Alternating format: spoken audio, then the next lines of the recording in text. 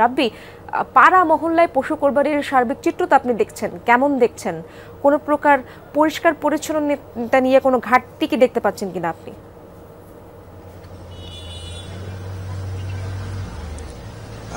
আসলে এখানে বলতে হয় যে বৃষ্টি কিন্তু অনেকটাই সেই দুর্ভোগ বলি বা ভোগান্তি বলি সেটিকে কিন্তু লাঘব করছে।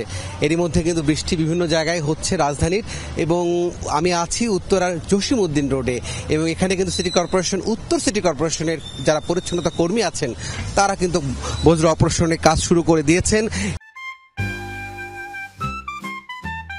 Tutti Twist chewing gum.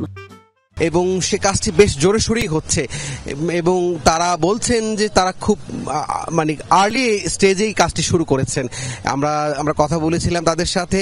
আপাতত যে প্রাইমারি যে বর্জ্য, যেগুলো প্রাথমিক বর্জ্য, সেগুলো সরানো হচ্ছে। এরপরে আসলে আপনি জানেন যে পশু বর্জ্যের বিভিন্ন লেয়ার থাকে, সেই বর্জ্যগুলো বাসাবাড়ি থেকে সংগ্রহ করা হবে, এবং সেজন্য কিন্তু সিটি কর্পোরেশনের পরিচ্ছন্নতা কর্মীরা তারা মাঠে আছেন, এবং আশা করা যায় যেহেতু বৃষ্টি আছে এবং এটি আসলে উপকারী আসবে, ধুয়ে যাচ্ছে ময়লা আবর্জনা।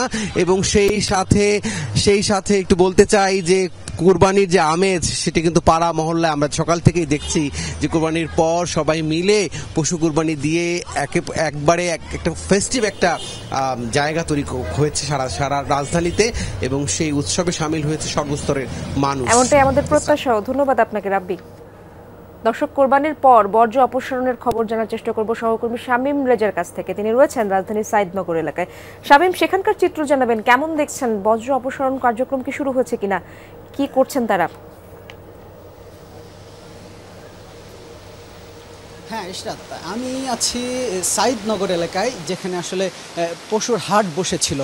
পশুর হাট যে কয়েক কিলোমিটার এলাকা জুড়েই আসলে বসেছিল, পুরো এলাকাটা এখনও আসলে বর্জ্য সেই গতকালের মতো ওভাবেই পড়ে আছে, পরিষ্কার এখন পর্যন্ত করা হয়নি। তবে আমরা যখন এসেছি তখন আসলে কার্যক্রম শুরু হয়েছে। আমরা তখন দেখছিলাম যে কাজ করছে সিটি কর্পোরেশনের লোকজন।